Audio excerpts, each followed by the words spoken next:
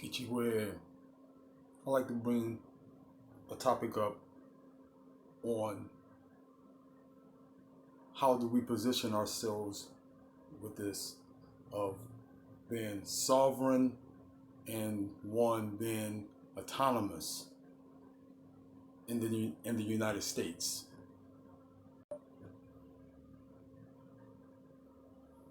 Of course, I hear people talk about it, I read it,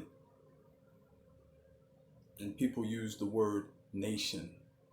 I hear it a lot. Nation, we're a nation. We're building a nation. We gotta have a nation. So, in that, I would assume that people who are seeking nationhood, they see themselves as being sovereign in the United States. I know it sounds really good. It's like sovereign. You know what I mean? I'm a chief. This and the third. Of what state are you sovereign of? Was the land given to you? Was it, allotted to you? Do you pay tax with it? Are you able to protect this land? Do you have a standing army? Also, do you have alliances? Do you have other treaties with other nations that, in the treaties that if so happen, you find yourself being harassed by another nation, that they will come to your aid?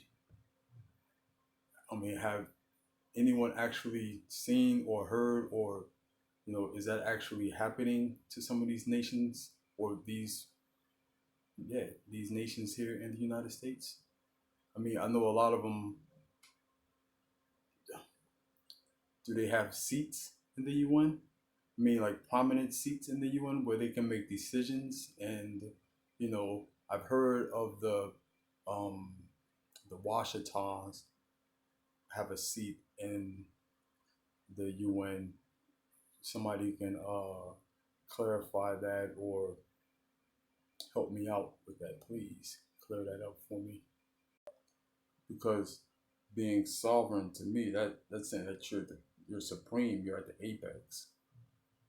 And from my understanding as well, the United States see themselves as a sovereign nation.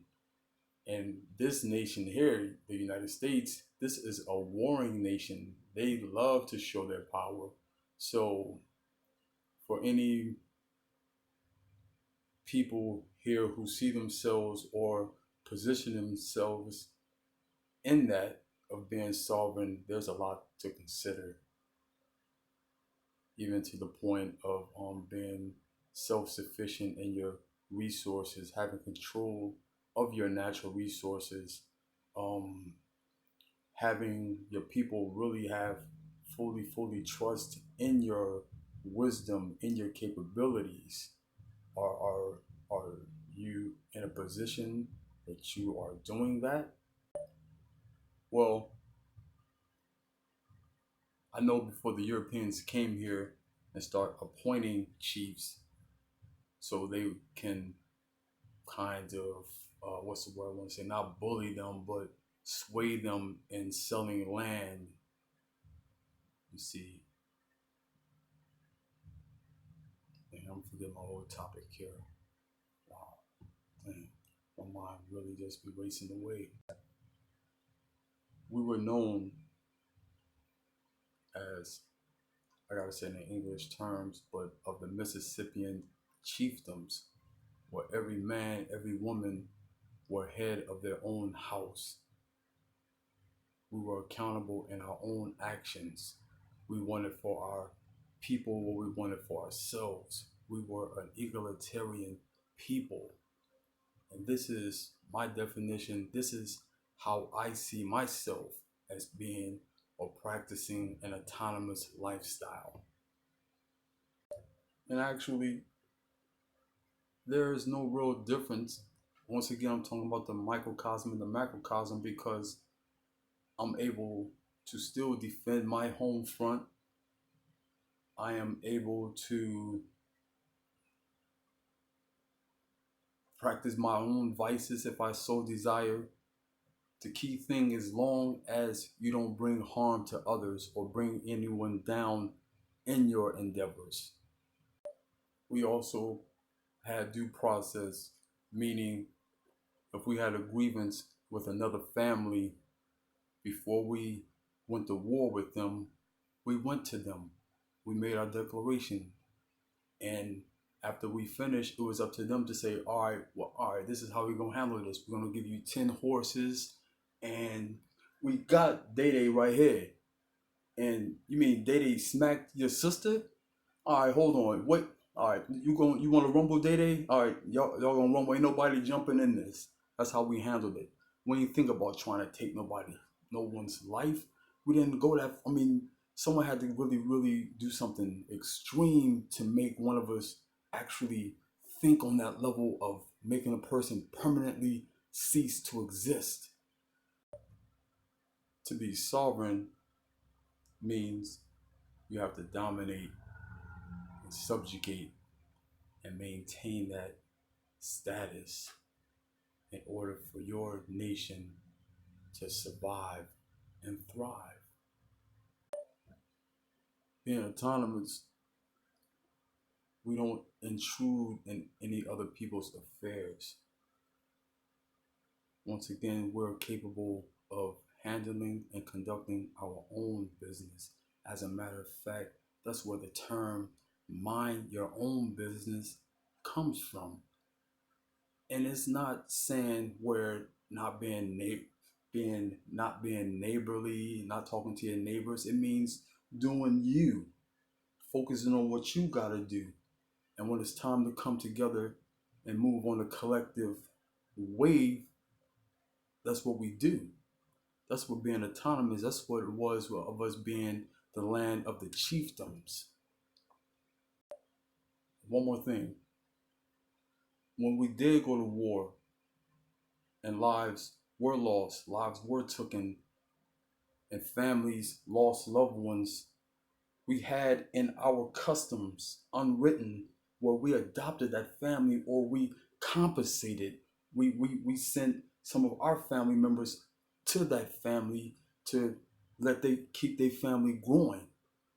And that in turn just connected us once again, because now we have family intertwined with each other, prevented conflict. So there was more than just a solution or resolution, but a positive outcome of a negative, you know, thing when it came down to that. But we still knew how to handle our business and went to the extremes when it was necessary. Not because, oh my God, they have resources over there and we need that. And the only way that we can have it is by taking it and dominating it and then coming up with dehumanizing ways to sway the people to think of these other people in a demeaning way. To me, that's what sovereignty is about. And it's an unnatural way of life, a natural way of living, a natural way of existing.